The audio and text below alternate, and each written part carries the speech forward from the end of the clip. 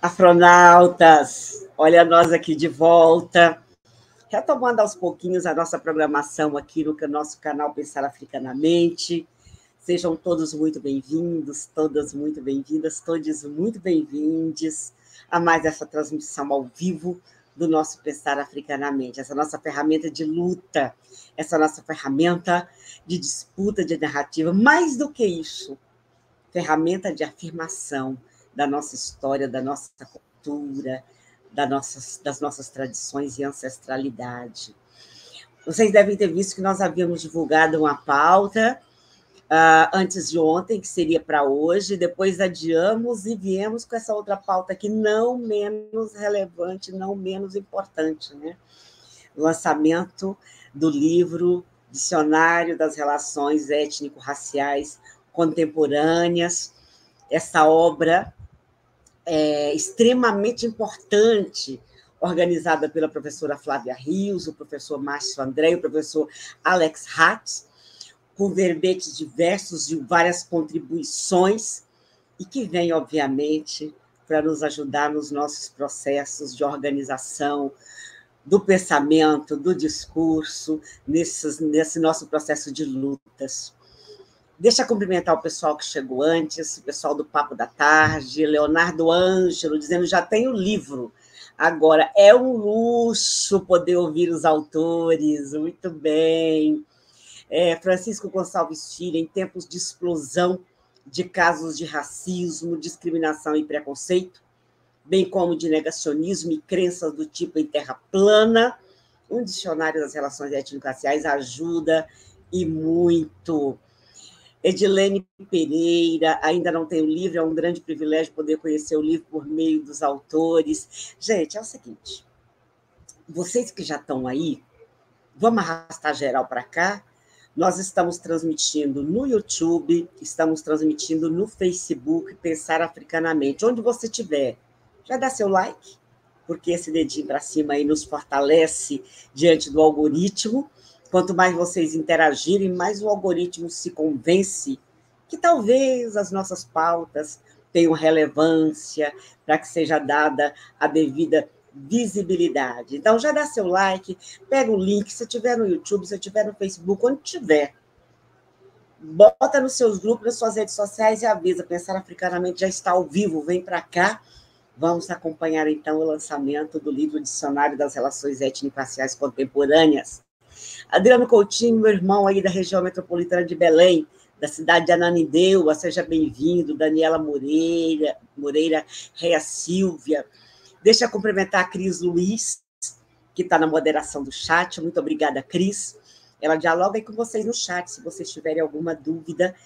E também nos ajuda a não perder as contribuições e perguntas que vocês tenham para nossos convidados e nossas convidadas. Círios Oliveira, minha irmã, saudade de você aqui comigo. Daniela Moreira, paz e bem a todos. Luana Jericó, Márcia, tá bom, gente. Estamos começando com uma boa audiência e ela vai aumentando na medida que vocês vão compartilhando, né? Porque são vocês que turbinam nossas pautas. Então, vão compartilhando que o pessoal chega aí. Denise Carvalho, Betânia Pereira, minha irmã da rede de historiadores negros, historiadoras negras, aquela que esteve conosco aí numa parceria, representando a rede HN, na organização dos nossos diálogos com os pesquisadores e as pesquisadoras da rede, ela dizendo que bacana te ouvir, Silvani, saudade de participar dos debates no Pensar Africanamente, está lindo o evento de hoje, Garang Adan, diretamente do Piauí, bom demais, gente, então é assim. Deixa eu só ver, tá bom, vi aqui o recado do professor Adenivaldo, para ele está ajudando a pessoa que está com dificuldade para entrar, tudo bem, nós só podemos agradecer. Deixa eu puxar para a sala as pessoas que já estão aqui conosco. Muito bem. Tem gente que ainda está chegando, se organizando, teve problema de conexão, tem gente que está com dificuldade mesmo porque usa o Safari, e o Safari, vocês sabem, né? Tem que explorar para poder conseguir conectar com as coisas que nós fazemos com os outros, com os outros sistemas que estão aí. O Márcio André está chegando aí, está entrando também. Queridíssima Maria Luísa Passos, minha irmã, seja bem-vinda aí conosco. Rafael Trapp, boa noite. Falo de Dianópolis, Tocantins. E aí é assim, né? Em sendo assim, então, tendo tantas pessoas potentes aqui na sala de transmissão, o que ocorre? A gente tem audiência do mundo inteiro, né? Tocantins é muito raro a gente ter alguém aqui conosco, o Rafael aí acompanhando, que disse Maria Luísa de Salvador. Enquanto vocês vão compartilhando, eu vou fazer aquela breve apresentação das nossas convidadas e dos nossos convidados. Uri Paz chegando aí, que linda mesa. Tá ótimo, gente. Estamos começando com a audiência lá em cima e ela só vai aumentando. Vamos lá. Só para lembrar a vocês que quem quer participar do sorteio do livro, ainda dá tempo de participar do sorteio de 2 exemplares do livro, que nós vamos fazer no finalzinho. O sorteio é feito via Instagram, então você vai lá no Instagram, vai ao perfil.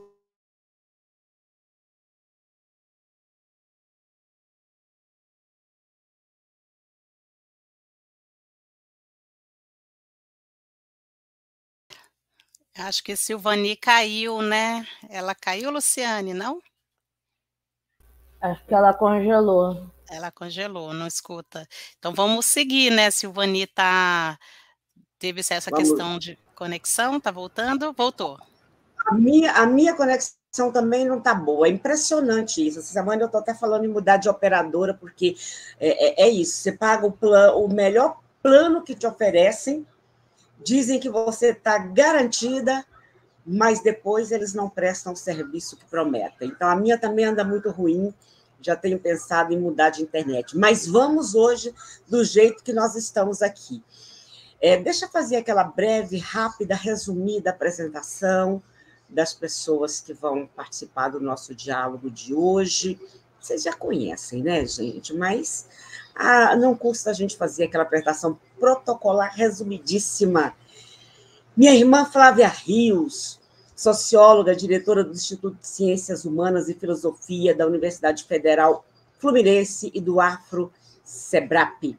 É professora do curso Políticas Públicas e Interseccionalidades. Entre outras coisas, só para lembrar, além dela ser coautora do livro Lélia Gonzalez e coorganizadora dos livros negros das cidades brasileiras, ela é uma das organizadoras do livro que estamos lançando hoje, Dicionário das Relações Étnico-Raciais Contemporâneas. Vamos, na sequência, o Aderivaldo Ramos Santana, que também já esteve várias vezes conosco no canal, ele que é doutor em História Moderna e Contemporânea pela Universidade de Sorbonne, pesquisador associado do grupo ITAM, Mapeamento de Narrativas Negro-Diaspóricas, da Universidade Federal Rural do Rio de Janeiro, e membro da rede de historiadores e historiadoras negras. Márcio André, que também é um dos organizadores do livro, é cientista político, professor da Unilab, campus dos Malês, Bahia, é um dos organizadores, como eu já disse, do livro em questão, Dicionário das Relações Étnico-Raciais Contemporâneas, além de ser também professor colaborador do programa multidisciplinar de pós-graduação em estudos étnicos e africanos da Universidade Federal da Bahia. Professora Luciane Soares da Silva, como vocês conhecem, nossa colunista. Semana passada eu estava aqui com a coluna dela fazendo mais um diálogo importante. Ela que é professora associada da Universidade Estadual do Norte Fluminense, Darcy Ribeiro, doutora em Sociologia pela Universidade Federal do Rio de Janeiro também, e coordena o Núcleo de Estudos Cidade, Cultura e Conflito. Noel Carvalho, cineasta, sociólogo e professor da Unicamp, professor Antônio Sérgio Alfredo Guimarães, graduação em mestrado em Ciências Sociais pela UFBA, doutorado em Sociologia pela Universidade de Wisconsin, professor titular do Departamento de Sociologia da Universidade de São Paulo. Vamos ver. Apresentei todo mundo, gente? O Noel chegando aqui.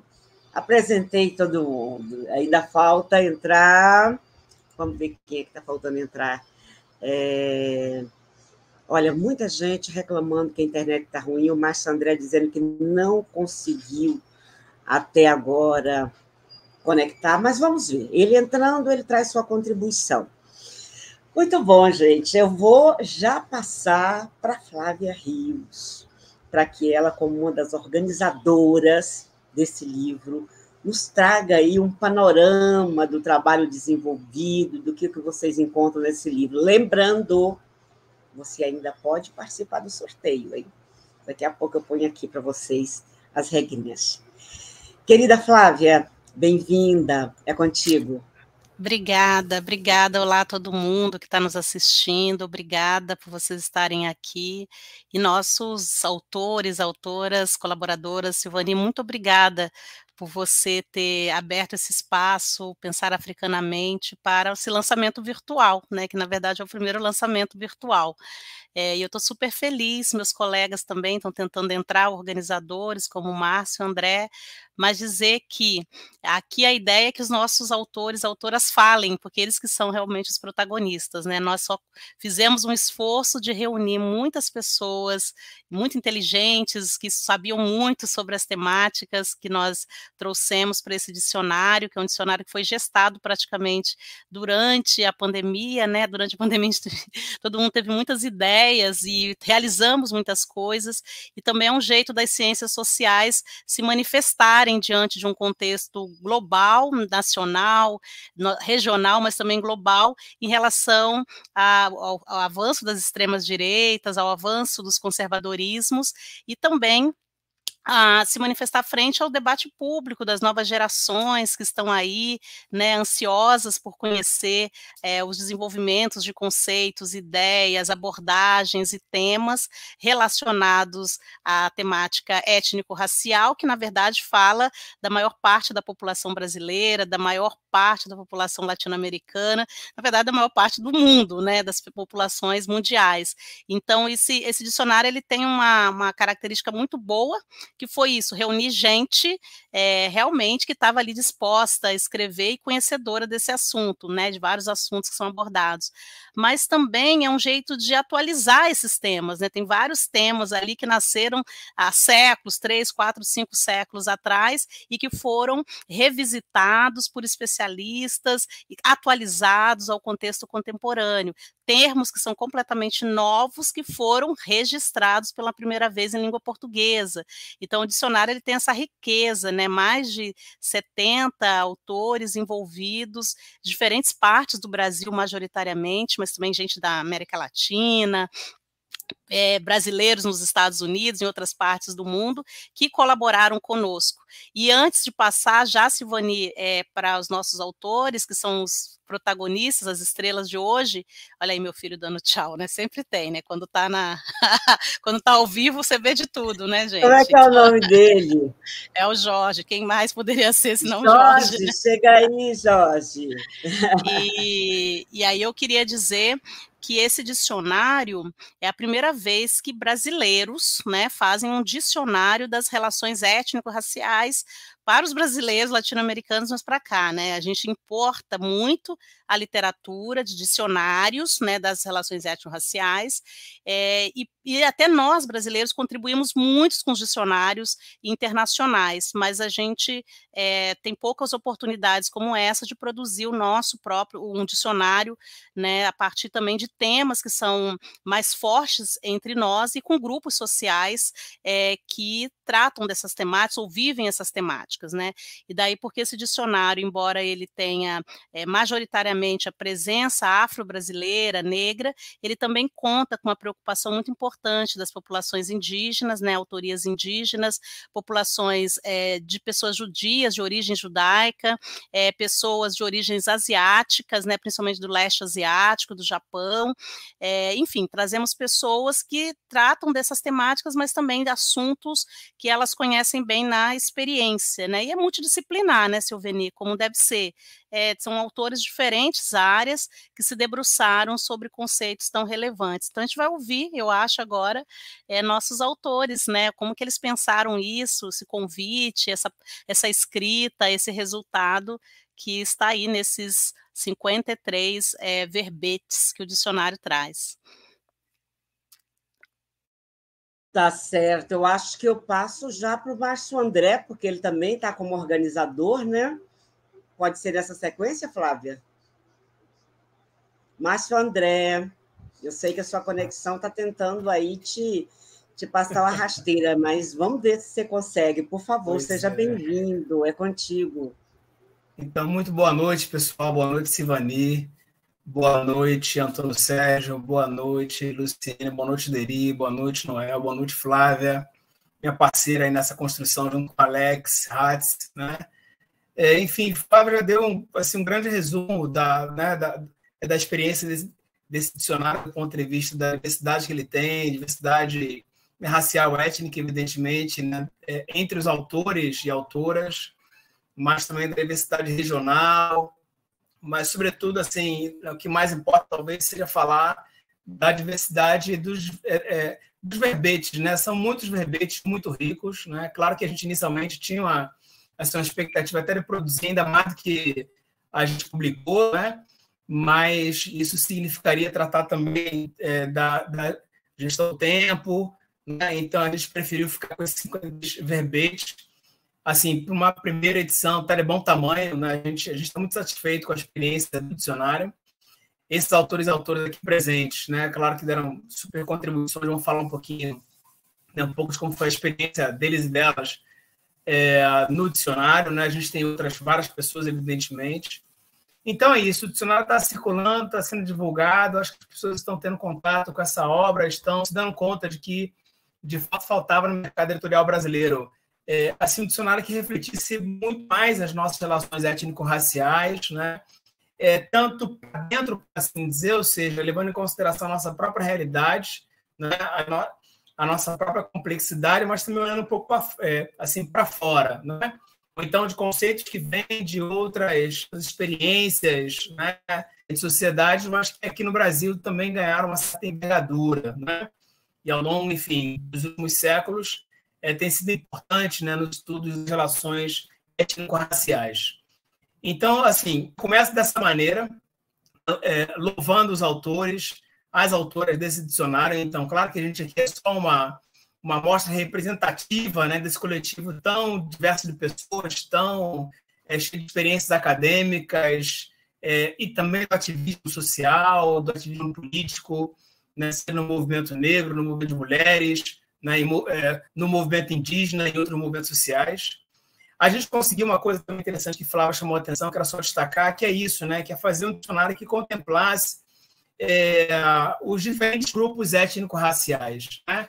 É claro que a gente olha de maneira crítica depois pronto, e aí sente falta de uma coisa ou outra, mas é um processo natural, porque, de fato, dá muito trabalho da gente organizar, né? E dos autores também para produzir um material original, assim, verbetes de forma original, apesar de suas experiências nesse campo. Então, cada um parou, né, assim, bastante tempo para poder forjar seus verbetes, né, lapidar suas ideias e produzir essa obra que, sinceramente, eu acho que veio para marcar mesmo o campo das relações étnico-raciais. Obrigado, Sivani. Obrigada, Márcio André. Olha só, gente, deixa eu cumprimentar o Adão Oliveira, nosso decano do movimento negro, dizendo aí boa noite, salve Jorge, Jorginho, que eu vi pequeno.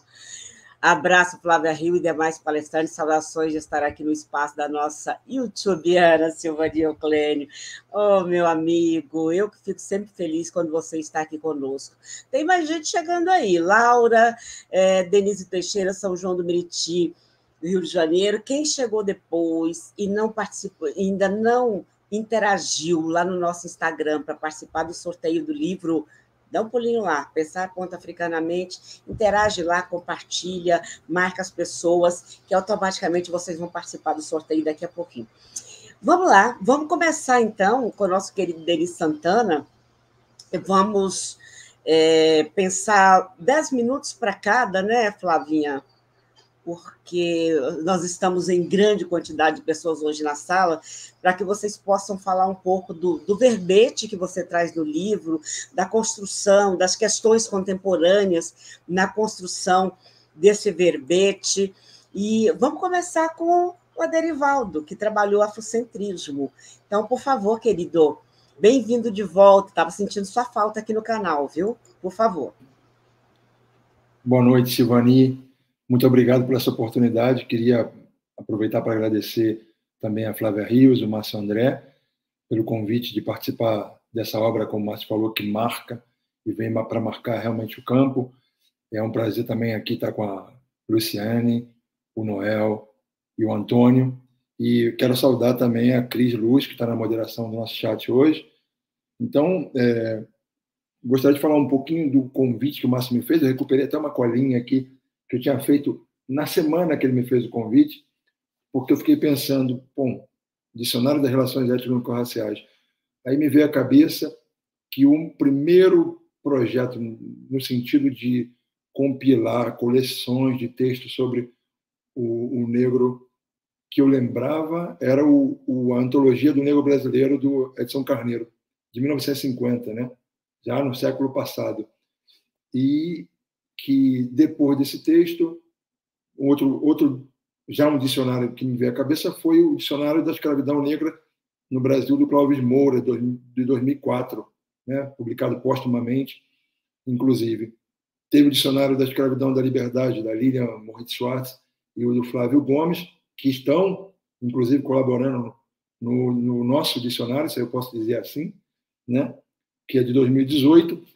E aí o Márcio me fez essa proposta. Eu pensei, pô, eu acho, de verdade, analisando o dicionário como um todo hoje, que ele traz 3 contribuições muito importantes, né? A primeira delas é comunicação e compreensão, né? Porque um dicionário serve como uma ferramenta essencial para a comunicação e compreensão, nesse caso, das relações raciais no Brasil, porque nos ajuda a entender o significado das palavras, expressões, conceitos, que são fundamentais para as relações raciais no nosso país. Também ele tem uma responsabilidade, porque acaba padronizando, né? Da padronização. Ele ajuda a padronizar alguns usos de determinado vocabulário, fornecendo uma definição precisa, o que é muito importante em contextos, por exemplo, legais, acadêmicos, legais que eu digo aqui de leis, né? Legais, acadêmicos, médicos e técnicos, inclusive. São vários temas que podem aparecer nesses campos. E no terceiro aspecto que eu acho interessante do dicionário é a preservação da cultura e história. Aí eu trago para a minha seara, para o meu campo, né? Os dicionários, na maioria das vezes, né? Incluem informações sobre a origem das palavras, seus usos históricos e culturais. Esse faz isso também, né? Por isso que ele contribui para a preservação, nesse sentido, da história e da cultura, né, das nossas relações étnico-raciais no Brasil. E tem uma outra coisa, que acho que é um último, eu falei 3 pontos, mas aí tem um quarto que eu fiquei pensando hoje, que eu acho que esse dicionário ele é muito importante porque ele contribui nesse sentido, é do combate ao preconceito racial. Porque um dicionário normal, um dicionário de palavras, ele tradicionalmente combate o preconceito linguístico, né? Fornecendo informações sobre a validade ou não de uma palavra, o uso que ela vai tomando, né? E como ela vai se modificando no tempo. Mas esse, em questão, ele traz palavras, conceitos, ideias e serve como um manual de combate também ao racismo no Brasil. Quando o Márcio me ligou, ele tinha um tema, né, que era o afrocentrismo, e ele me propôs o tema. Imediatamente eu aceitei, porque eu me especializei nos estudos do tráfico transatlântico de africanos escravizados e biografia de escravizados no século XIX. Mas eu sempre li muito e pensei na perspectiva do afrocentrismo no Brasil. No Brasil, olhando também com relação a como ele aparecia em outros contextos, inclusive, né? Então, quando eu comecei a pensar para o dicionário, o meu verbete, nesse caso, o afrocentrismo, eu pensei que eu podia dar a esse verbete uma estrutura bem clássica, né? Explicando um pouco a origem panafricana que tem esse termo, né? Pensando em quem foram os patronos, os pais dessa definição, né, desse termo, e, sobretudo, também quais foram as críticas que o termo recebeu durante o tempo, pensando no final de tudo, né, que eu não vou dar aqui o spoiler, não vou ler o verbete, infelizmente, não vou ler o verbete para vocês, mas pensando no final de tudo, de que maneira a gente podia também, olhando para a nossa realidade, falar e pensar em afrocentrismo no plural, né?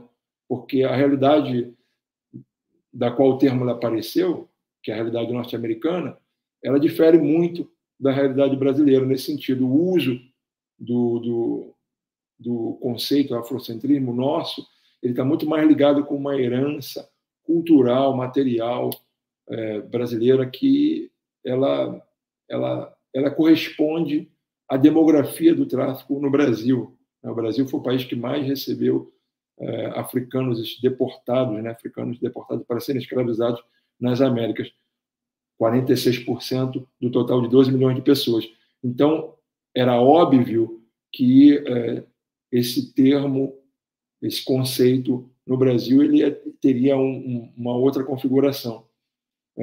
Então, eu pensei nisso também, né? Origem, quem trouxe o termo, a definição, como é que ela foi se modificando, mas quem originalmente começou a implementá-lo, as críticas que o termo recebeu, né, que a definição recebeu, e, por último, pensar na realidade que o dicionário propõe, que é a realidade brasileira, como a Flávia acabou de dizer, o Márcio também sublinhou. A gente está muito acostumado realmente a colaborar em dicionários desse tipo no estrangeiro, mas esse é um dicionário que foi muito pensado também para relações étnico-raciais brasileiras. Então, foi essa a minha contribuição. Eu agradeço muito o Márcio, que é uma pessoa que eu conheci em 2006, quando a gente trabalhou junto no projeto A Cor da Cultura, que era um projeto que foi um projeto muito importante para a implementação da Lei 10.639 no Brasil, e agora tem a oportunidade de participar num volume onde não está só eu, mas está Márcio, a Milka e Fernanda Felisberto, e nós 4 trabalhamos juntos nesse projeto. Então, acho que para os 10 minutos que me cabiam, está um bom começo. Agradeço muito o convite novamente, Márcio, Flávia, Alex, que não está presente, e é um prazer colaborar e fazer parte desse time tão seleto, tão importante. Obrigado. Obrigada, Deri. Eu estava nos bastidores ouvindo, porque como eu tinha um problema na internet, se eu entrasse na sala, desconfiguraria e atrapalharia a fala do Deri Santana. Então, mas eu estava nos bastidores ouvindo aqui. Muito obrigada, Deri. Olha só, depois que nós começamos, mais pessoas chegaram aí. Então, vocês já sabem que não tem problema. Quando terminar, vocês assistem a parte que vocês perderam. Eu estou vendo a Vera Lúcia da Rocinha, sempre aqui com a gente. Vera Lúcia da Conceição Caldeira, Rocinha presente. Estou vendo a Marilyn Hendricks nos acompanhando de Nova York, Aline Santos, Renata Siqueira dizendo que instigante. Estou super animada com essa leitura. Maria Cláudia, parabenizando pela publicação, mas vamos dar sequência, porque vocês estão aqui para ouvir as pessoas que puderam estar conosco hoje, trazendo um pouco do que elas construíram dentro desse projeto do livro. Vamos com Noel Carvalho, que trabalhou cinema negro, por favor. Seja bem-vindo, Noel, é com você. Boa noite a todos, a todas. Eu espero que a minha internet não caia. Bom, primeiramente eu gostaria de agradecer aqui a Flávia, que me convidou, parabenizar Márcio e Alex pelo livro, né, pelo dicionário.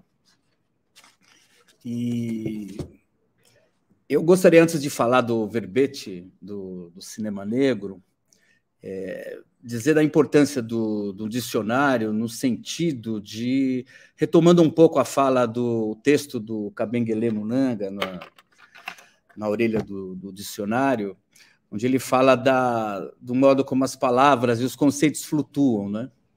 E a importância de um dicionário no sentido no sentido de fixar, né, de construir, digamos, uma base, um substrato para quem estuda, para quem pesquisa, poder pelo menos operar, né? Ou para falar mal, se for o caso, ou começar a criticar a partir daí, né?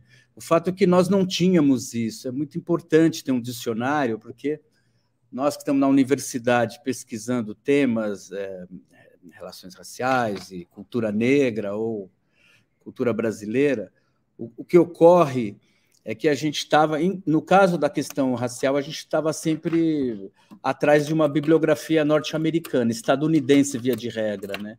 Ele coloca isso também na abertura do texto dele, e a diferença é brutal, quer dizer, o que são os Estados Unidos, que é o Brasil, quer dizer, basta dizer que se nos Estados Unidos a população negra chega aí talvez a 15%, no Brasil ela chega aí a 50%, 60% para mais. Então, isso tem uma mudança completa.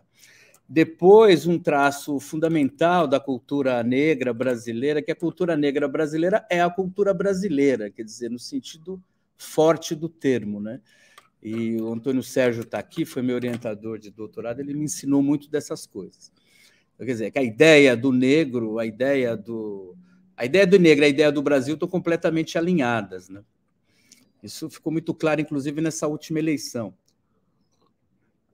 onde nós tivemos, inclusive, uma polarização étnico-racial.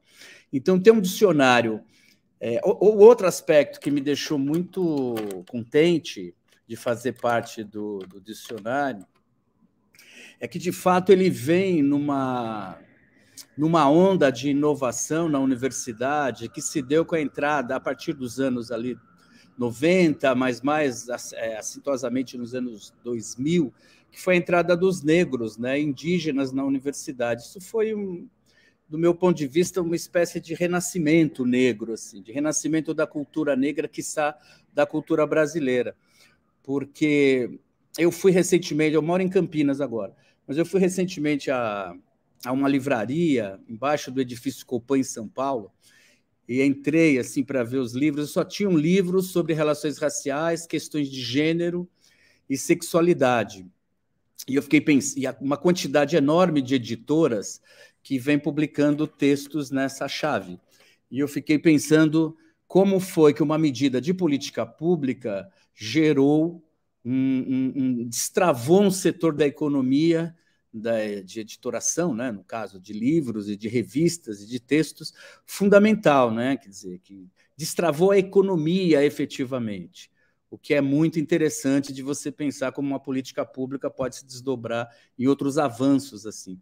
Então, esse dicionário, do meu ponto de vista, ele começa a se conectar com uma série de coisas que eu tenho visto, que eu estou vendo, e que eu chamo, muito com completa falta de modéstia, de um renascimento cultural negro, da qual eu acho que o cinema negro faz parte. Então, vou falar um pouco do cinema negro, porque, em boa medida, eu fiz parte dele enquanto produtor, enquanto documentarista e depois como pesquisador, agora como pesquisador, mas muito na chave da produção, mais na chave da produção que da interpretação, da cultura, etc. Eu sou muito mais interessado nas pessoas que fazem os filmes do que o significado dos filmes, que mais é outra coisa, né? Então, eu achei ótimo, enfim, eu imagino, fiquei pensando que provavelmente os três que organizaram, eu falei, bom, esse convite deve ter vindo da Flávia, porque a gente conversava muito sobre cinema, e eu acho que de tudo ela sempre foi muito mais delicada e sensível a essas questões da arte e da cultura. Eu acho que a gente trabalhou mais proximamente no 10x10. Eu falei, certamente, porque o cinema negro é uma... Bom, e aí a importância de ter o cinema negro no dicionário é completa, né? Porque ele entra, digamos, com os grandes temas. Raça, relações raciais, cultura negra, etc., etc., e entra essa gente do cinema negro brasileiro, que foi uma cena que começa...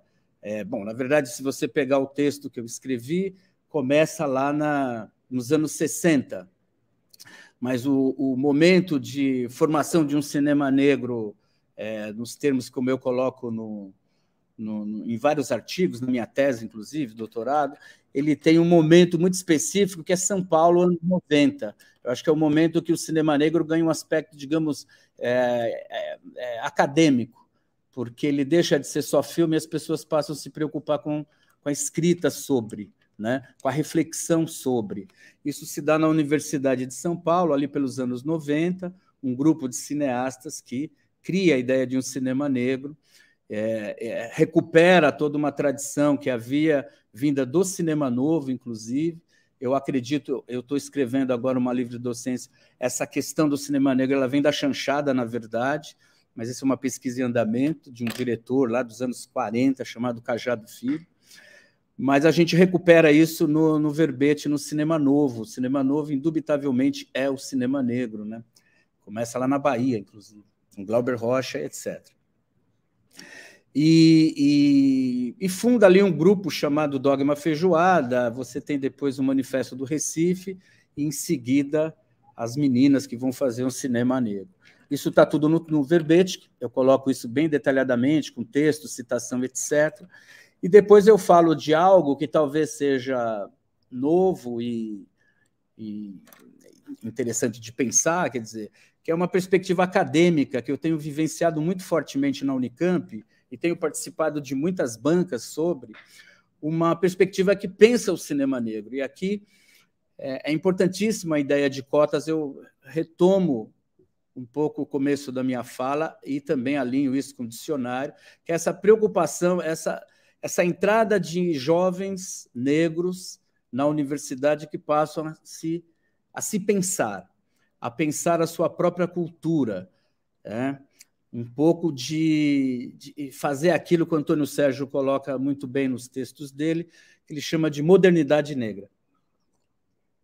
Isso a gente vivencia de uma maneira completa, pelo menos no campo do cinema, quer dizer, são várias e vários garotos, né, garotas e alguns nem tão garotos assim, pesquisando o cinema negro, a representação do negro, os atores negros, enfim, o roteiro, o significado da presença negra, a fotografia no cinema negro, a fotografia para a pele negra, enfim, todas umas questões ligadas ao cinema propriamente, questões técnicas e de produção, e que fazem um chaveamento com a questão étnico-racial, com a questão negra e com a questão indígena, inclusive. E eu chamo isso de uma teoria do cinema negro, que eu acho que começa a se esboçar.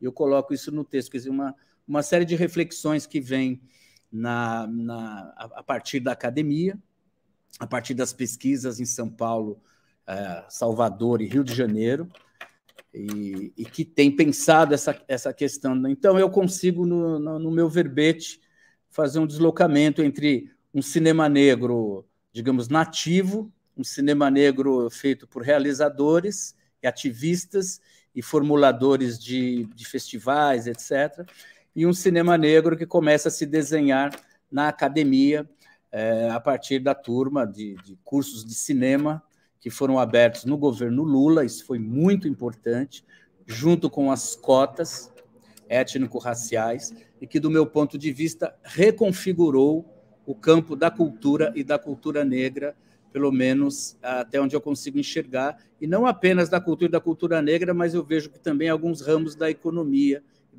da cultura. Então, eu acho que o dicionário vem nessa chave. Eu não sei se já deu meus 10 minutos, mas eu, olhando assim o dicionário para finalizar, eu fiquei pensando em todos aqueles autores, Flávia, que me incomodam muito, você sabe, é que quando eu vou ler um autor, quando ele é americano, a primeira coisa que eu faço é ver se tem um índice onomástico, e eu vou atrás e ver se ele cita o Brasil. Se ele não cita o Brasil, eu já fico assim, puxa, é a maior população negra do planeta, quer dizer, ele não começa citando o Brasil, esse cara não deve ser tão bom. Mas, enfim, aí eu continuo a ler, porque a gente faz isso, a gente vive disso. Mas trazer essa questão, eu estou trazendo essa questão porque eu acho que o negro brasileiro é produto das estruturas do nacional, do Brasil, né? E aí eu estava olhando o dicionário aqui das relações étnico-raciais, eu não deixei de pensar que poderia se chamar, mas isso é uma provocação, minha querida Flávia, Alex e Márcio, tá? Poderia se chamar Dicionário das Relações Étnico-Raciais Brasileira, ou nacional, porque eu acho que a questão étnico-racial, do modo como está posto, redesenha e reconfigura isso para a nossa realidade de 220 milhões de pessoas, 10ª economia do mundo, maior país da América Latina e maior diáspora africana. A gente tem um papel no Brasil e no mundo a desempenhar. Enquanto vocês estavam falando e vendo o dicionário, você sabe que é o modo como eu penso, pensando sobre a importância do Brasil e do negro brasileiro na história das relações raciais, não só no Brasil, mas efetivamente na América, né, como exemplo de relações étnico-raciais.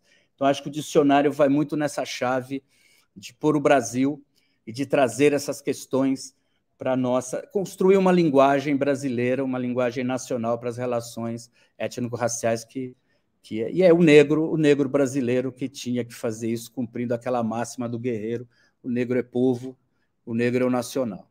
Então, era isso que eu queria falar para vocês. Obrigado. Obrigada, professor Noel. Olha só, você trouxe elementos muito interessantes, mas você colocar essa questão da gente... Faz todo sentido, né? Se nós somos a maior população negra do mundo, pensar o negro no mundo tem que ter uma centralidade aí, não tem como, porque somos a maioria. Vilma Piedade chegando aí, boa noite, Silvania, Boroboê, Baba Paulo, boa noite, Afronauta, saudades, mas não vou ficar muito tempo, pauta incrível, parabéns, palestrantes e ao Pensar Africanamente. Vilma está aí trabalhando um novo livro, Bom, eu nem sei qual é o título do livro, mas eu sei que vai ter um texto meu nesse livro. Ah, sim! Mulheres do século XX, se não me engano, é esse o título, né, Vilma? Além do Dororidade, o livro que ela tem sobre feminismos, agora está vindo mais um livro aí. Francisco Gonçalves, Modernidade Negra, muito interessante essa ideia exposta pelo professor cineasta Noel, do ponto de vista das políticas também, a ideia de uma nova cultura institucional. A Vilma dizendo, ouvi quem produziu essa obra, dicionário faz toda a diferença. Lívia Tchedia, adorei a chave explicativa do cinema negro e da história do negro no Brasil e no mundo, do professor Noel dos Santos Carvalho. Uau! Isso, Vilma confirmando o nome do livro, Nós, Mulheres do Século Passado, Mulheres do Século Passado. Erenita, cheguei, muito boa noite, Erenita.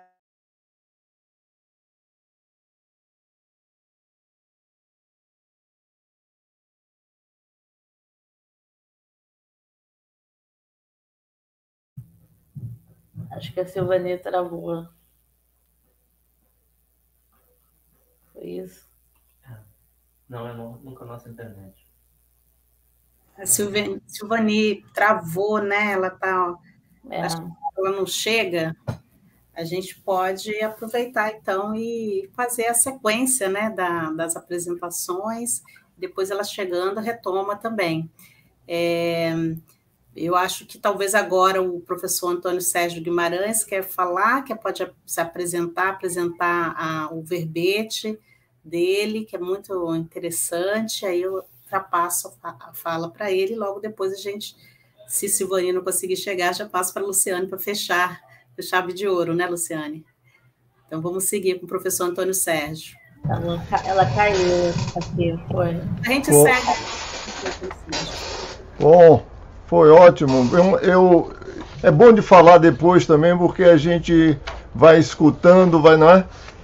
Muitas coisas que importantes já foram ditas.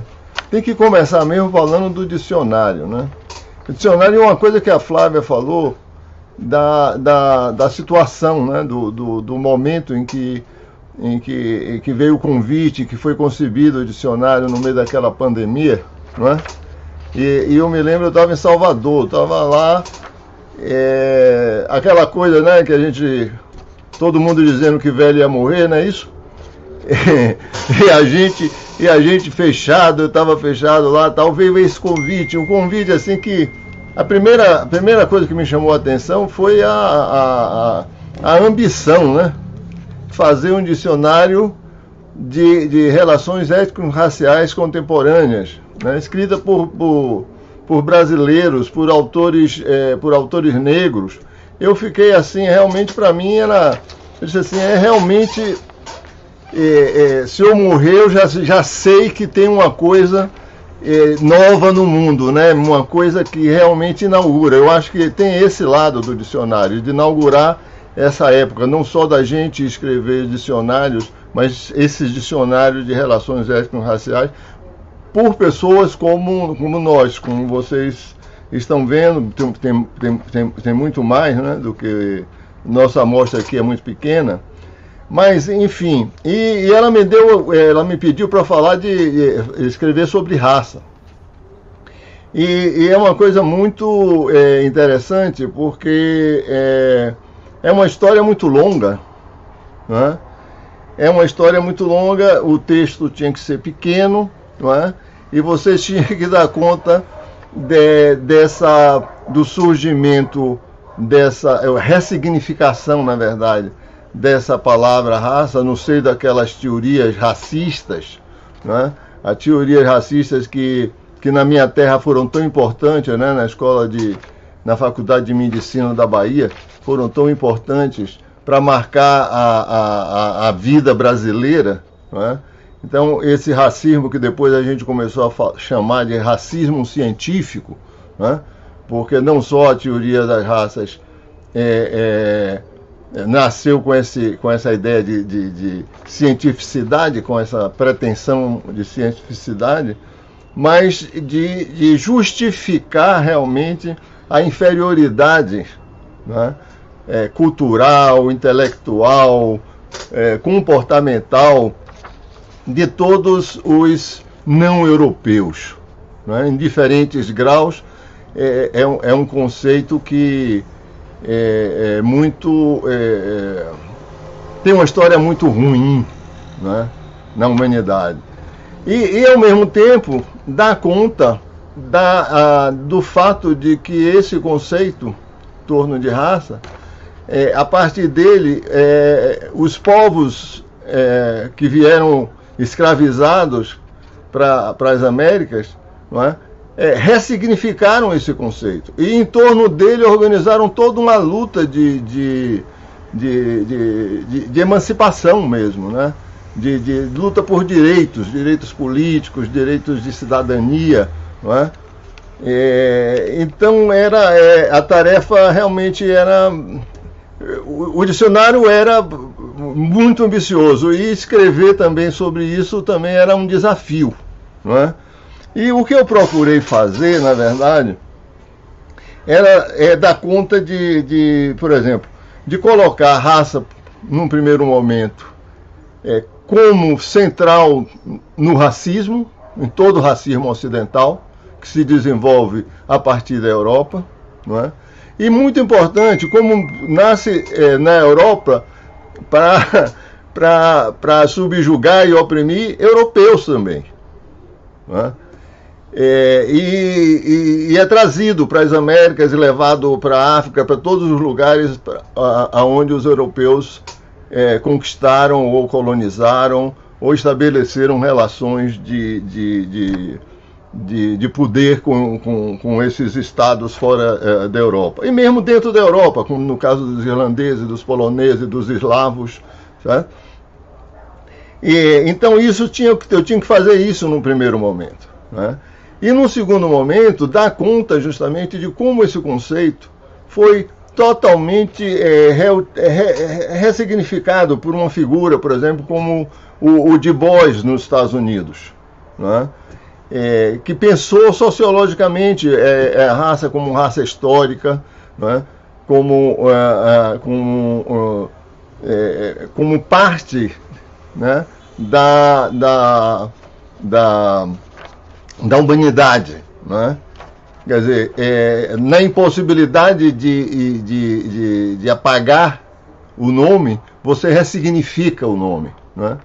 E a importância que isso teve desde os anos 20, mas até um pouco antes, né? No Brasil, na organização das lutas negras. Então eu quis fazer um verbete que servisse para a pessoa normal, para a pessoa comum, para o indivíduo, né? que se vê diante desse nome, não sabe exatamente como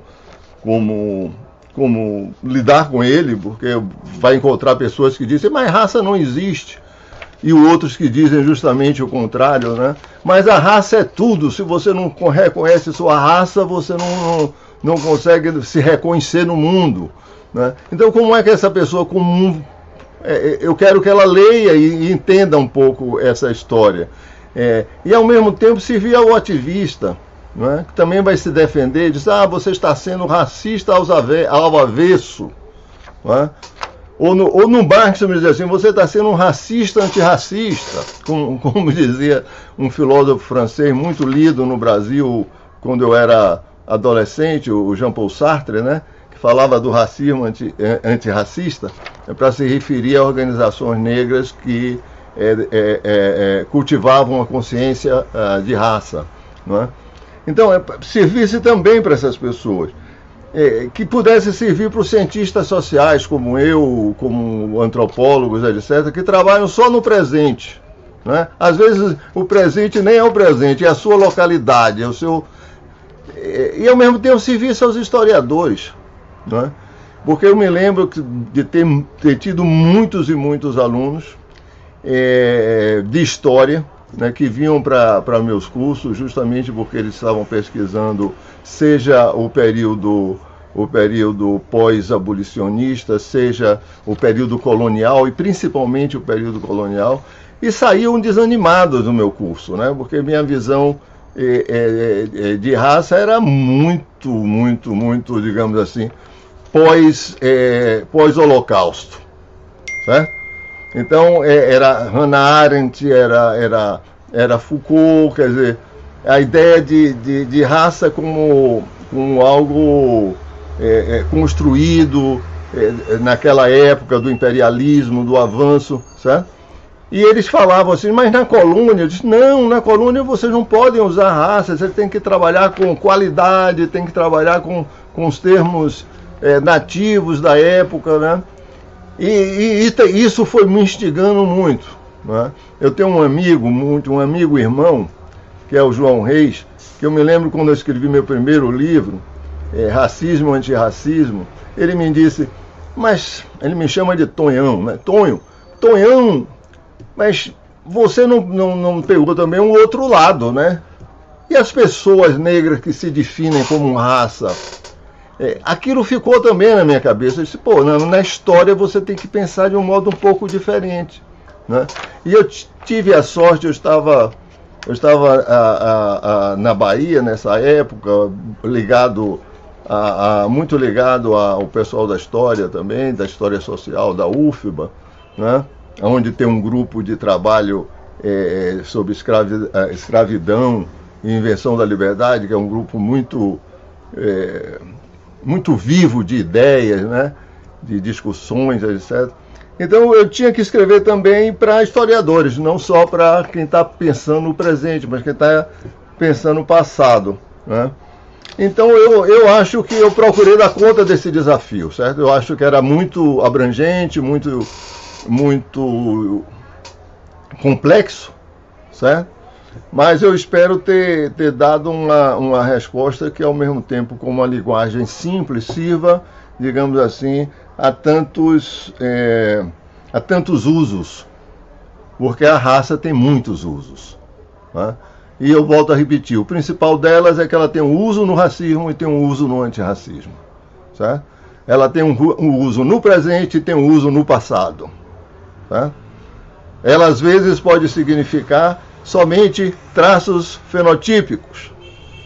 Outras vezes ela pode significar somente origem.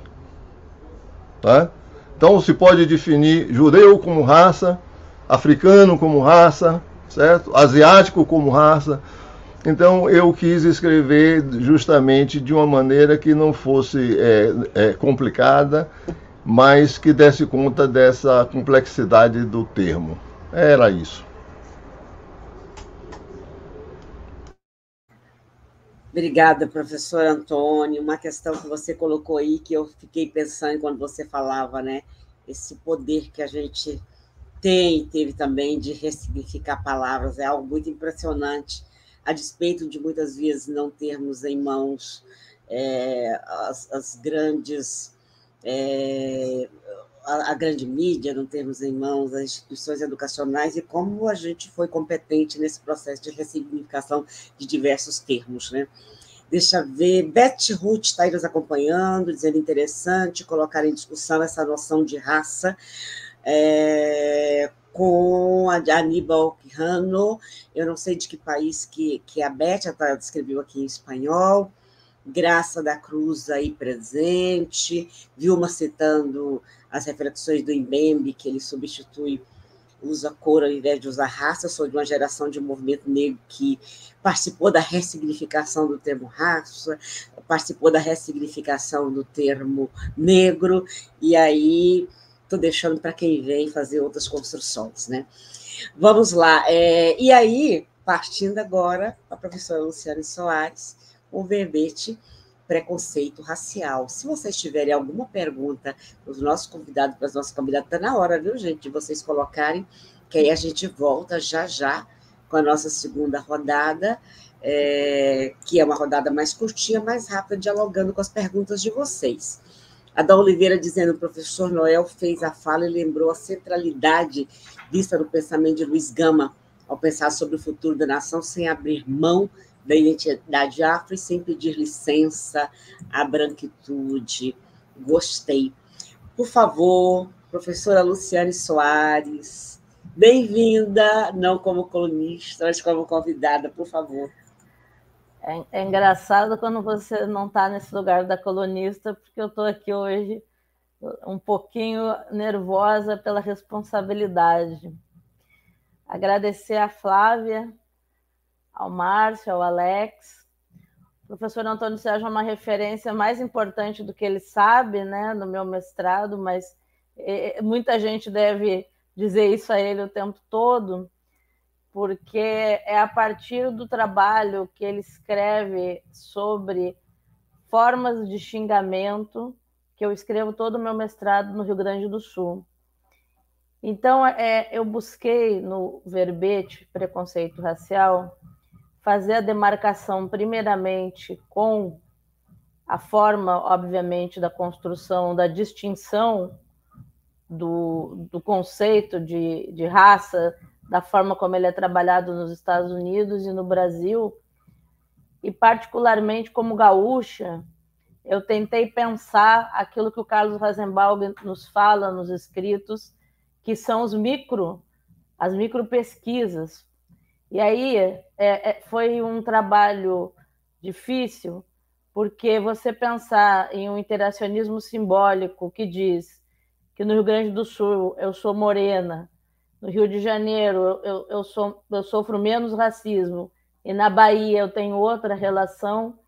Então, isso me levou a estudar os contextos nos quais a ideia de raça aparece no Brasil, porque eles são distintos. No sul do país, né, onde você tem particularmente a marca dessa imigração, e aí São Paulo também vai, com a questão dos italianos, fazer uma leitura muito específica, né? E acho até mesmo que tem a marca de como a USP e a Escola de Sociologia Paulista e o Rio e o UFRJ vão produzir contemporaneamente como as ações afirmativas vão andar pelo Brasil. Então, eu me preocupei muito em tentar dialogar com os nossos leitores e com as nossas leitoras no dicionário sobre essa condição dos contextos. Porque, como nós temos essa negação, que o Florestan já falava, e, ao mesmo tempo, eu não vou endereçar aqui ao Gilberto Freire a ideia de democracia racial, mas, ao mesmo tempo, você tem o desconforto com a ideia de que há racismo no Brasil. Esse desconforto foi vivido por todos nós em algum momento. Você precisa classificar de alguma forma que nunca é uma forma exatamente explícita para quem é classificado. Aí nós temos as várias cores, mas, além de todas essas formas de classificação, você tem as relações de poder. Então, quando o professor Antônio Sérgio analisa os termos dos xingamentos, eu amplio no mestrado para 531 casos os termos do xingamento, exatamente para tentar mostrar como se reproduzem. Eu estou aqui seguindo muito a ideia do racismo como algo apreendido, porque você não chama as pessoas de qualquer coisa.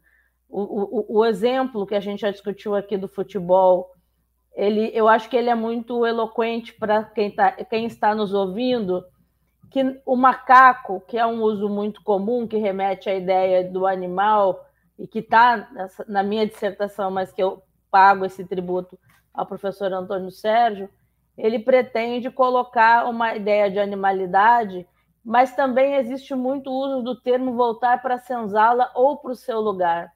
E aí eu quero chamar a atenção para o trabalho do professor, trabalho político, nesse caso, né? Do professor José Jorge de Carvalho, porque a ideia do voltar para o seu lugar foi uma das principais ideias contra as ações afirmativas e a aposta de que elas não dariam certo no Brasil. O que nós temos hoje, é importante dizer que eu sou orientanda de um cabo-verdiano, que eu fui orientanda do professor José Carlos Gomes dos Anjos, que é cabo-verdiano. Então, o que nós temos hoje no Brasil é não só a pergunta, e aí eu vou me referir a ele, porque a nossa última discussão em Porto Alegre foi sobre essa pergunta. Ele me diz, bom, agora nós estamos sentados à mesa, mas nós estamos escolhendo os termos do debate. Então, foi bom ter falado, também ter ouvido o Noel, porque os termos do debate, se a gente pensa o folclórico, a semana de 22, se a gente pensa o Abdias do Nascimento recuperando uma arte e realmente aí vai se discutir, eu acho, Noel, muito interessante quando você vai classificar o que é o gosto no Brasil e até toda a discussão sobre não há um bom cinema no Brasil, quer dizer, a música sendo aquilo que mais nos representa, né? O que é a coisa de preto.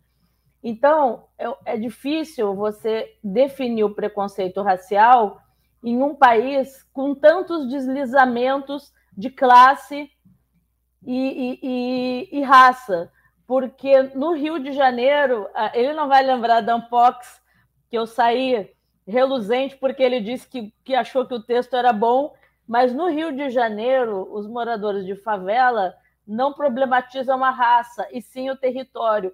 Raramente no Brasil você vê alguém problematizar o preconceito sem contextualizá-lo ou no território ou em algum tipo de herança que remete à ideia sanguínea, como no sul do país. Então, eu acho que esse dicionário ele é interessante porque, em primeiro lugar, porque nós não tivemos bibliotecas. Eu não tive biblioteca.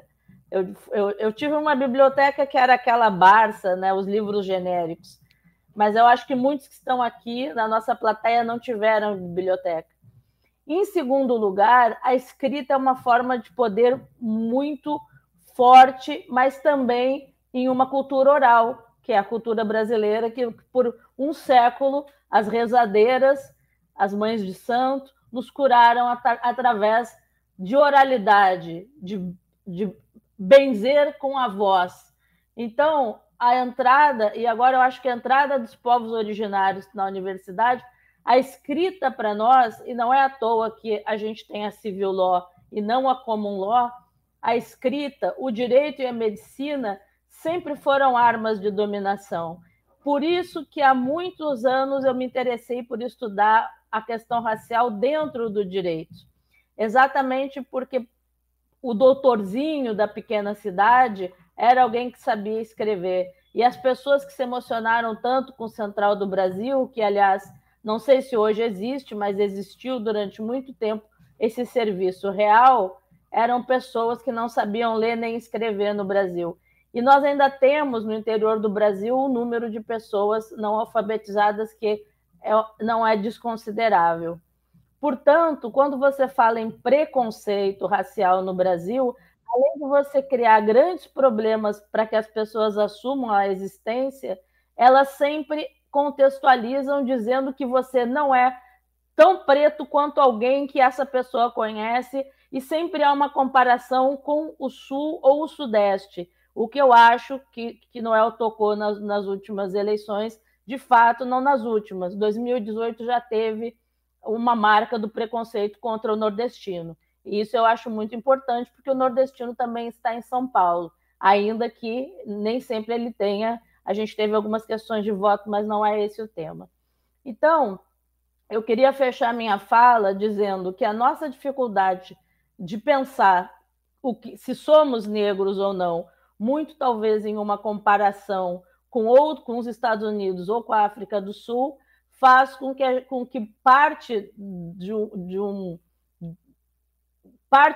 da população, não só de classe média, mas da classe trabalhadora, busque pontos de fuga. Alguns deles podem ser pelo casamento, né? Você casar com alguém e o seu filho, sendo mais claro, não ser tratado da mesma forma, ou pela ascensão social, e aí você vai ter outros contextos de preconceito.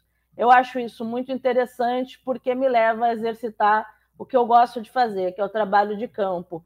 Aquilo que no Rio de Janeiro é o conceito de favelado, não tem o mesmo peso em São Paulo para pessoas que moram em periferia. Em São Paulo, eu acho que a equação do preconceito racial é outra. Então, eu quero agradecer muito.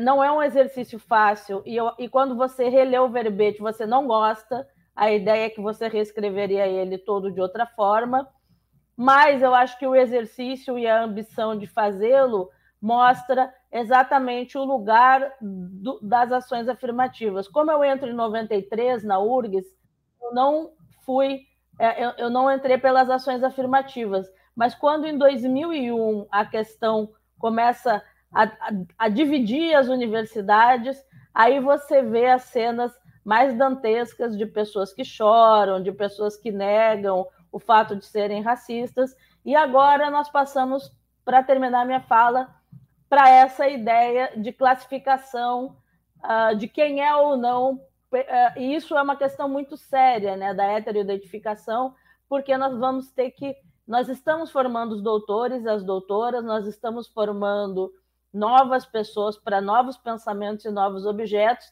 mas nós temos que saber de que forma esses conceitos estão sendo repensados, porque, para mim, nós continuamos fazendo uma disputa, e esse dicionário entra nessa disputa, como há algum tempo atrás, acho que nós tivemos um livro que tinha um texto do Ali Camel, que eu não lembro mais o nome do livro, era um livro gigantesco, que visivelmente era contra as ações afirmativas. Então, nós não somos racistas, se não me engano, o nome do livro. Pois bem, vários livros que se produziram depois das ações afirmativas tinham intenção de negar. Eu me lembro muito da discussão que é feita a partir do Michael Core. Agora eu estou um pouco... É muita coisa para pensar, mas essa questão, estamos voltando à natureza, estamos importando um problema estadunidense. Então, eu acho que essas são disputas importantes. E um dicionário escrito com esse perfil, com essa ambição e com esses verbetes, entra e vai interessar as pessoas, exatamente porque ele instrumentaliza o número de produção de dissertações, de teses, de monografias, que nesse momento no Brasil é muito alto sobre o tema, e aí realmente incomoda muito, mas eu acho que a ciência só pode avançar dessa forma. Então, agradecer muito a vocês por esse debate de hoje, mas eu acho que principalmente falar desses tributos, porque quando eu começo essa dissertação eu tenho 25 anos e quase nada de acúmulo teórico, porque o Florestan que eu aprendi na URGS era o Florestan Totem, e não era o que levava você para a guerra, era aquele que já tinha morrido.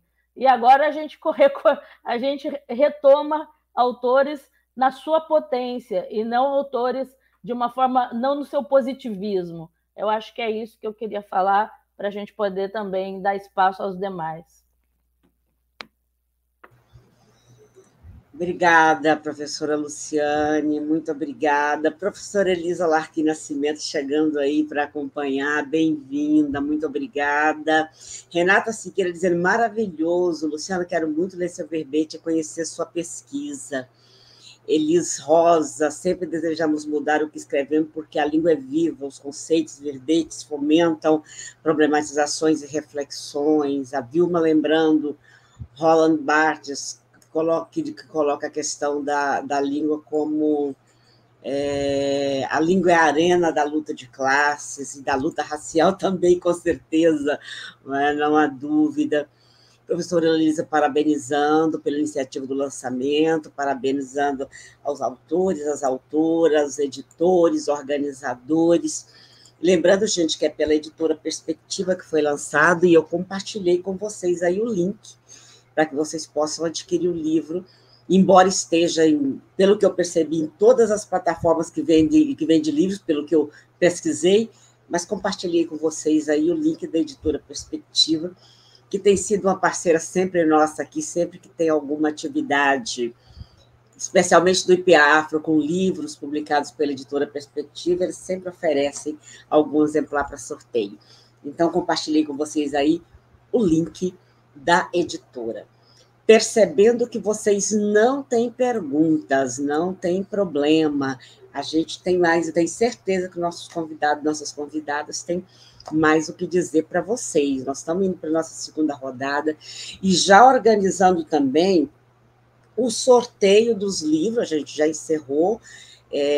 Pela primeira vez, gente, eu sempre faço sorteio dos livros aqui usando um software que vai lá no Instagram e coteja todas as pessoas que comentaram na publicação e sorteia. Pela primeira vez, a quantidade de comentários é tão grande que eu fui sortear e ele mandou eu pagar, então estou pagando. Ele falou, excedeu o limite permitido para fazer gratuitamente. Estou aqui mandando sortear na tranquilidade, como sempre faço. Vocês viram o interesse das pessoas, que maravilha. Foi tão grande a quantidade de comentários que ele falou, e essa quantidade só pagando. Então, tá bom, vamos pagar. Bom saber que as pessoas se interessaram e realmente interagiram e participaram. Vamos lá. Eu não sei, Flávia, Márcio, se vocês querem fazer alguma contribuição antes ou se vocês querem falar por último, vocês é quem sabe. Não, eu acho que a gente pode comentar um pouquinho, né? Assim, foi muito bom ouvir os autores, né?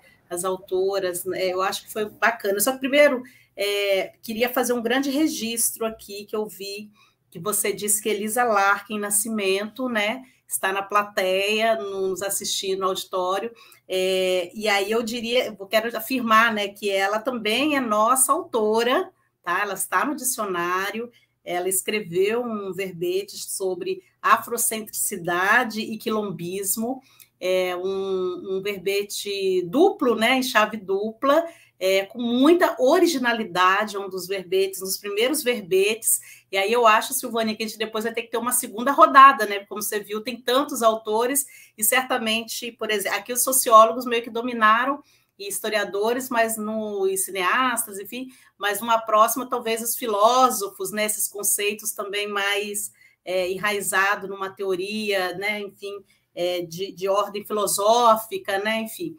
Então, dizer também que o An, né, que é daqui do Pensar Africanamente, é nosso autor também, né, com Renato Nogueira, Fernando Sá Moreira, enfim, nós temos aí muitos autores, a gente não pode nem sequer passar aqui, senão a noite ficaria curta para tantos autores e colaboradores. Então, eu só... Já estou aguardando a continuidade, já estou aguardando. Vamos fazer uma segunda rodada e chamar certamente Elisa Larquim com os outros colegas para apresentar, que vai ser simplesmente assim, maravilhoso. Eu só queria comentar um pouquinho, que eu acho que nas falas apresentadas, as pessoas, evidentemente, podem se perguntar, mas por que um dicionário, né? Gente, afinal de contas, por que um dicionário?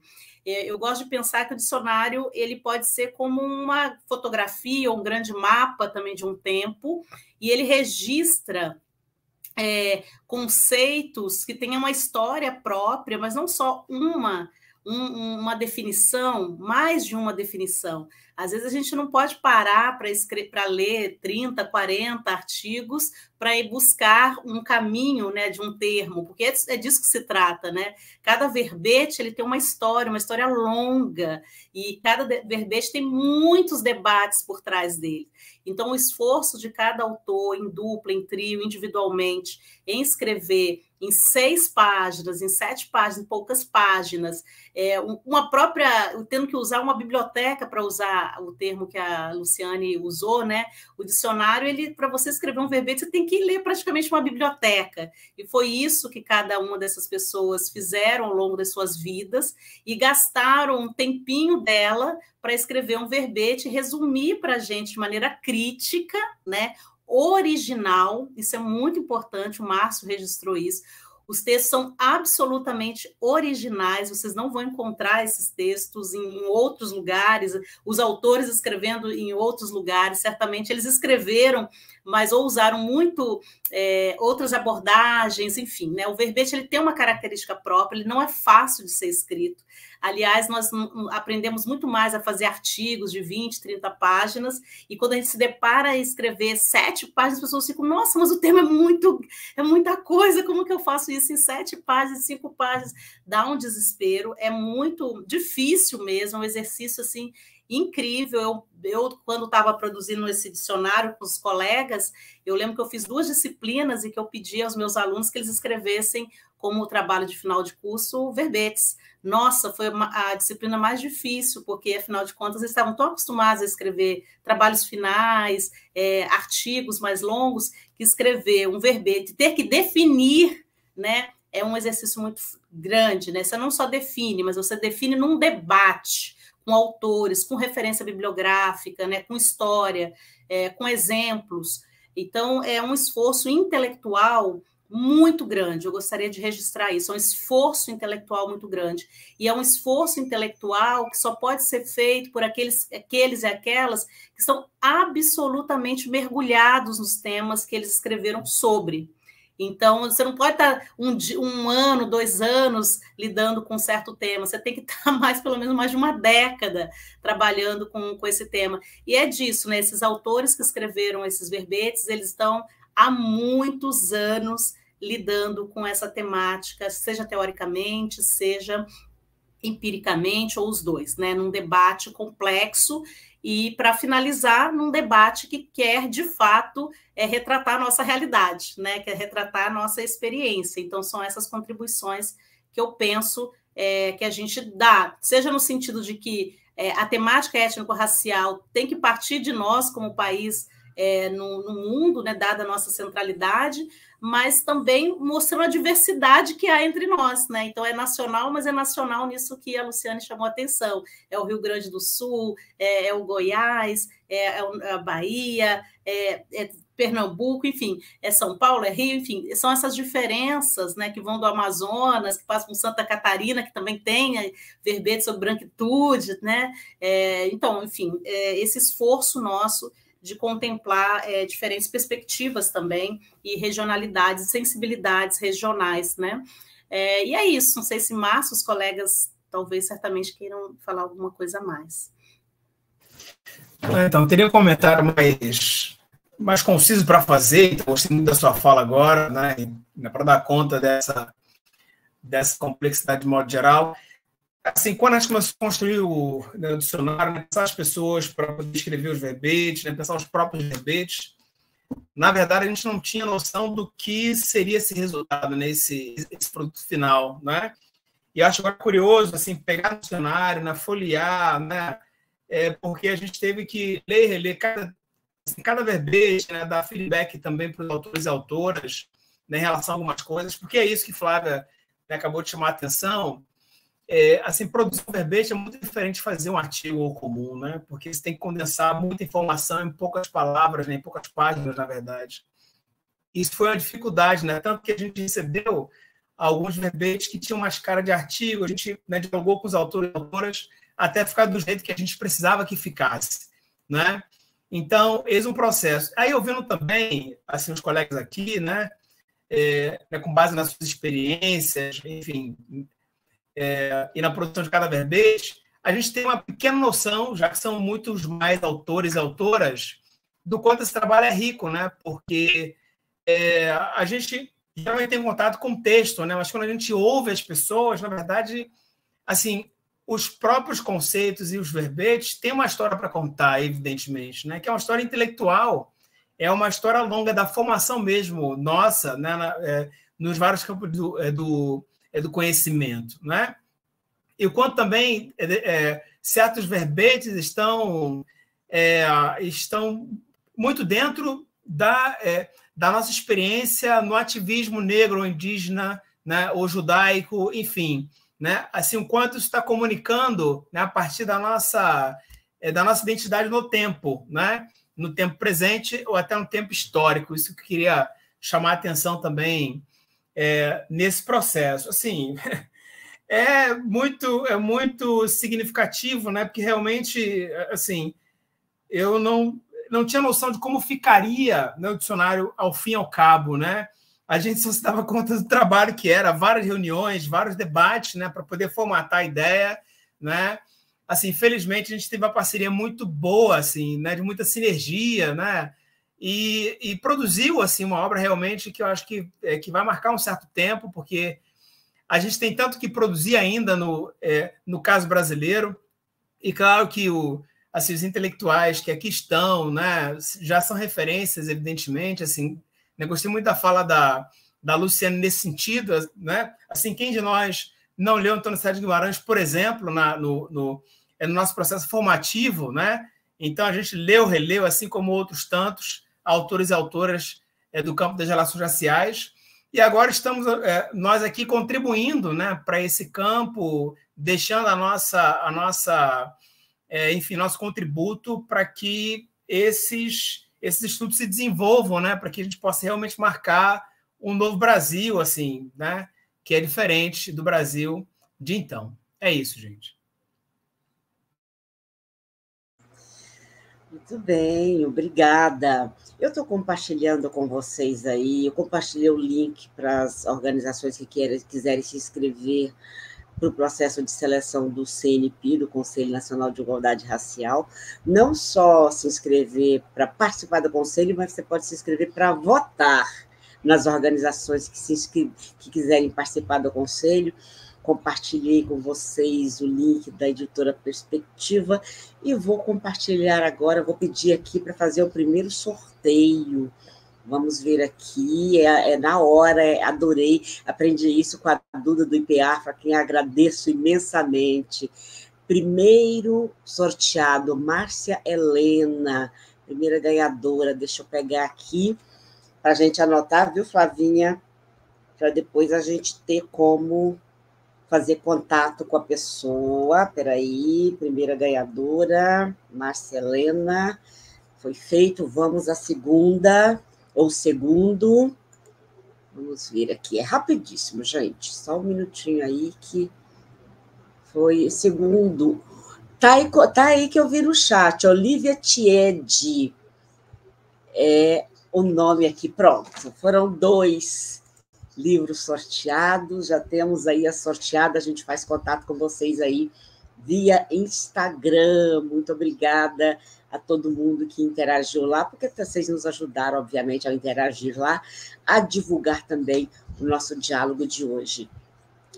Vamos lá, a gente está se encaminhando para encerrar, vou colocar na ordem das falas, para que vocês possam fazer suas considerações, pode ser? Começando com o Deri, por favor, meu irmão, Silvani, é com você. Sim, Silvani, diga. Vamos fazer só o registro de que a Paula Barreto também que está na audiência, que está assistindo a gente. Ela também é autora do primeiro verbete nosso. Um salve aí para a Paula Barreto, professora da UFBA, socióloga, e que escreveu o verbete sobre ações afirmativas. Olha, né? aí. Um conceito fundamental, junto com a Ana Venturini, que é hoje a diretora de ações afirmativas no Ministério da Igualdade Racial. Então, a gente, assim, uma equipe, uma dupla imbatível, meu registro, meu grande abraço. Me desculpe. Que ótimo. E a Sírios dizendo aí, nós esperamos ansiosos pela segunda rodada aí sobre o dicionário. Obrigada, professores e professoras. Luísa Huber, que estava sumidíssima, que roda inspiradora. Olha só, Pedro Neto e Babá Inatubi nos acompanhando aí também. Legal. Quem chegou depois já sabe, né? Fica gravado, depois vocês assistem. Por favor, Deri. Bom, mais uma vez eu quero agradecer, então, a você, Silvânia Kleiner, por abrir a oportunidade para a gente poder falar sobre a nossa participação no dicionário, agradecer a Cris Luz, que está na mediação do nosso chat, e agradecer mais uma vez a Flávia Rios, ao Márcio André, Luciane, ao Antônio Sérgio, ao Noel, e dizer que eu estou muito feliz de participar desse, que foi um desafio de verdade, produzir esse verbete, muito feliz de participar desse dicionário, como eu falei, tentei brevemente mostrar na cronologia das obras, né, que tem o negro como objeto central, seja na antologia como no dicionário. Esse é, para mim, um dos mais completos e que vem para marcar realmente o campo, como eu disse no início. Parabéns aos organizadores, Flávia Rio, Márcio André, Alex Hatt. Muito obrigado, Silvani. Obrigada, Deri. Precisamos retomar a nossa pauta negra em revista, tem muitos pontos aí precisando que a gente trate. Noel, por favor. Seu microfone. Peraí. Abrir. Eu gosto de fazer propaganda mesmo. No cinema a gente faz assim, vende o ingresso, vai para a bilheteria, mas falando sério, eu me sinto muito honrado em estar com vocês e estar aqui nesse livro, nesse dicionário, marcando a presença aí do cinema, o cinema brasileiro, o cinema negro, e vendo que muitos dos verbetes também um pouco dialogam, dialogam bastante com o cinema e com a cultura negra. Vejo também que muitos dos verbetes, pelo menos na minha concepção, muitas das ideias que estão aqui surgem nos anos 90. Elas não estavam presentes nos anos 90, eu quero dizer. Como é que essas coisas amadureceram nesses 30 anos, né? Quando eu entrei na Universidade de São Paulo, e essa questão racial apareceu para mim de uma maneira acadêmica, porque eu venho da periferia de São Paulo e ali é tudo muita coisa junto e misturado.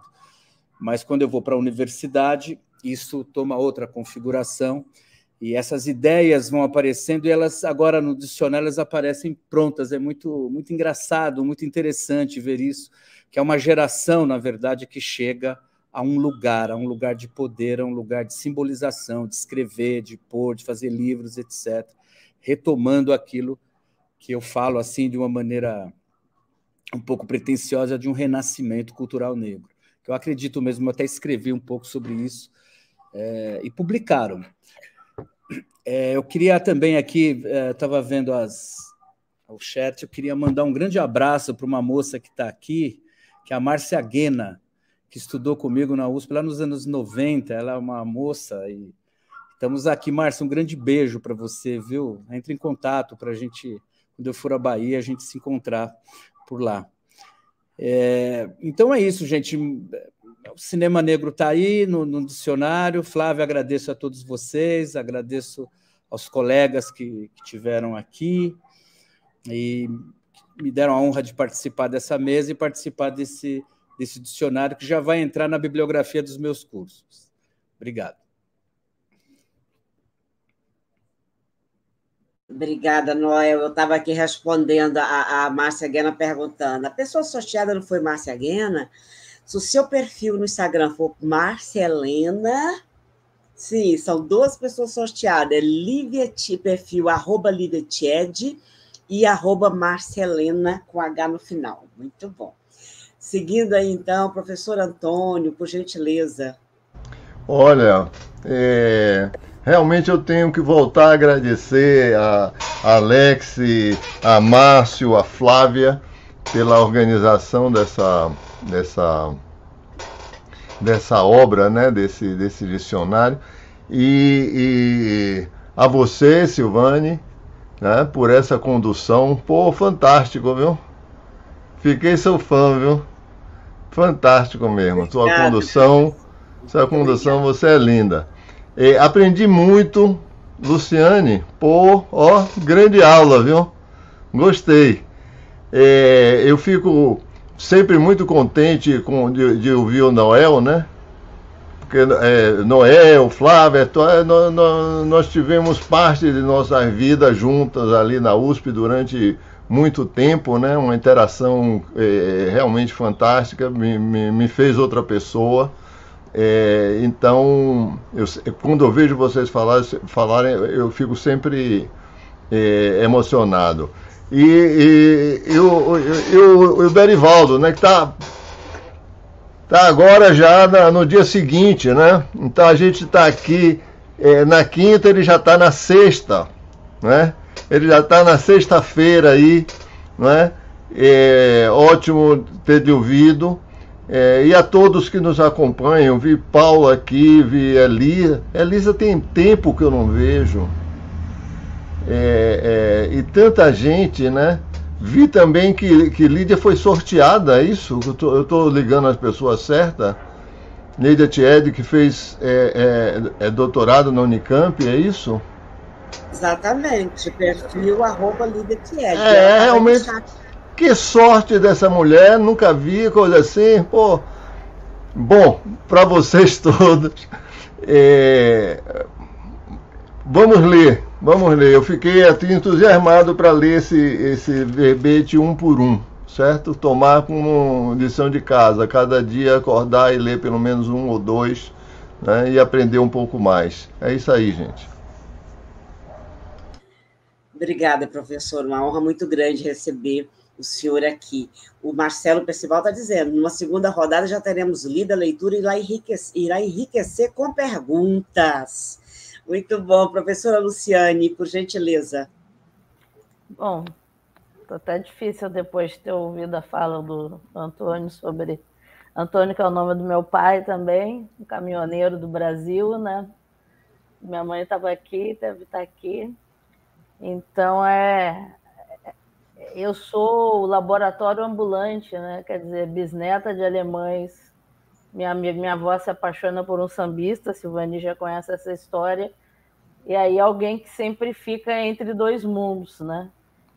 Então, represento exatamente isso que nós somos, né? No caso do Rio Grande do Sul, isso é mais marcado.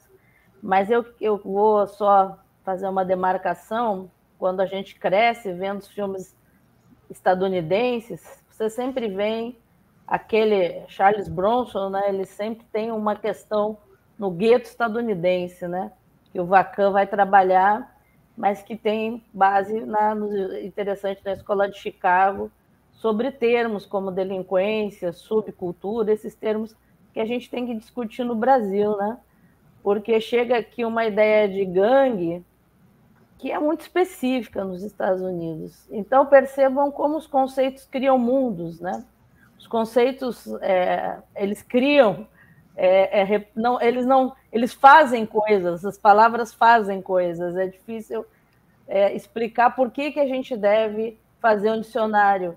É por isso, né, Flávia? É porque nós não podemos aceitar que as pessoas digam que existem coisas no Brasil cujo fenômeno, ao ser observado, você não tem bairros fechados, você não tem uma Little Italy, você não tem uma Chinatown. A liberdade não é Chinatown, né?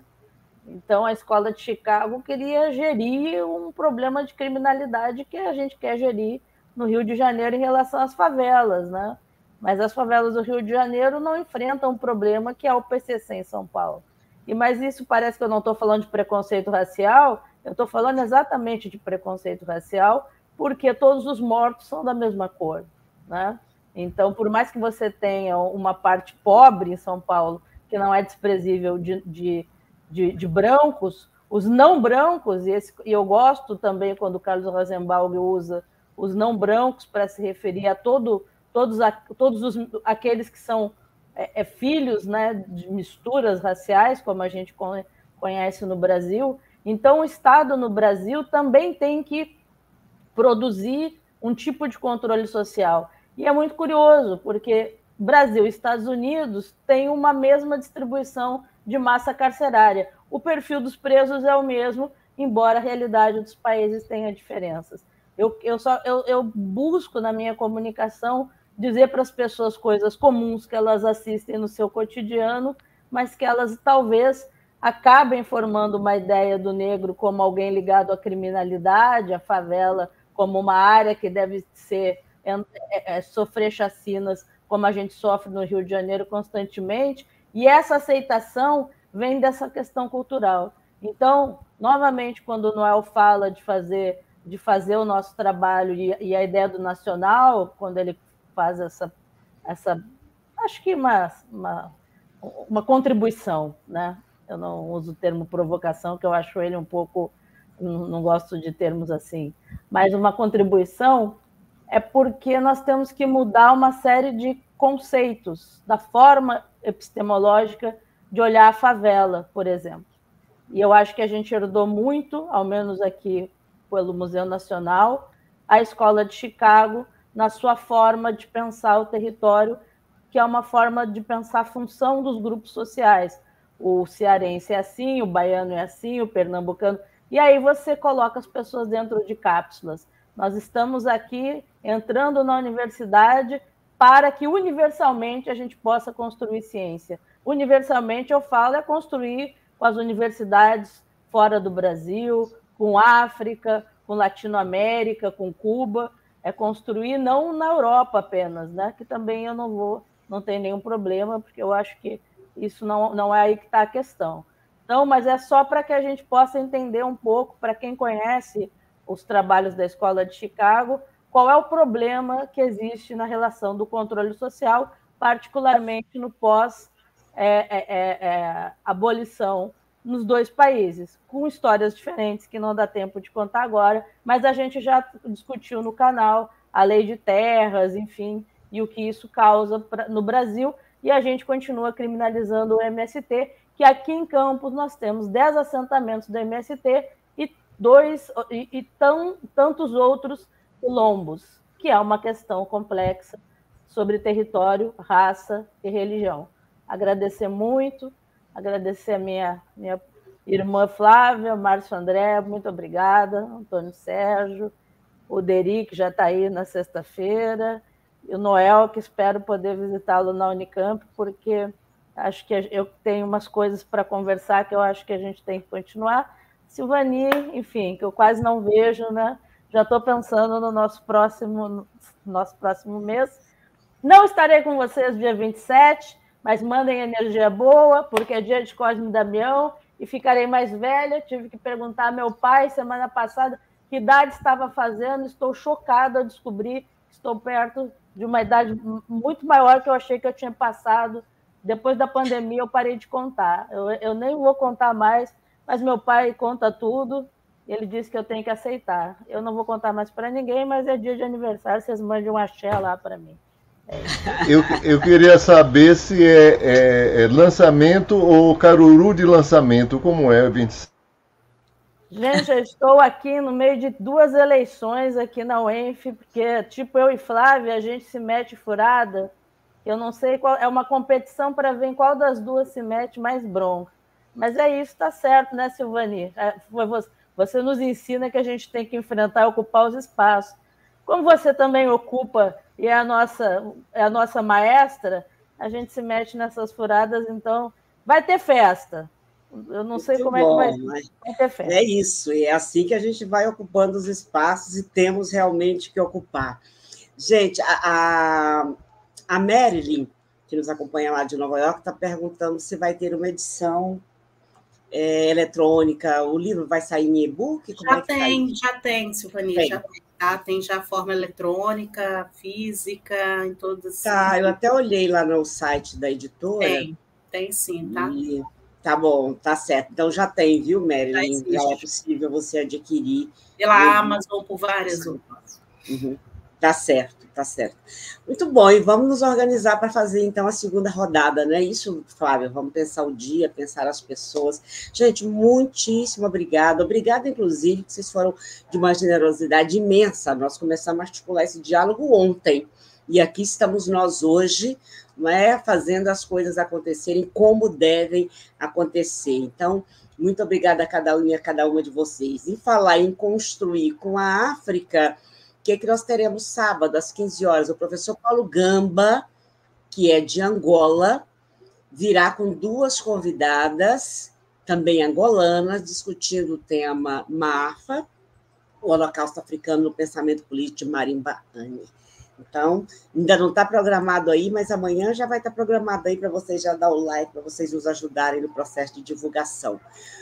Muito obrigada, Flávia, muito obrigada, Márcio, professor Antônio, Deri, que eu falo Deri, porque a gente já faz várias coisas junto aqui no canal, então, Deri, muito obrigada, Noel, professora Luciane, muito obrigada, parabéns pelo trabalho tão necessário e tão importante para, de alguma forma, nos ajudar nos processos de elaboração, nos processos de pensar as nossas lutas, no Brasil e no mundo a partir do Brasil. Eu agradeço imensamente a vocês, quero dizer que o canal é de vocês, está à disposição para trazer outros temas, para a gente fazer a segunda, a terceira, a quarta rodada, e assim seja. Agradeço a cada um de vocês, afronautas, cuidem-se muito bem. Eu estou aguardando vocês no sábado, às 15 horas. Até lá. Muito obrigada.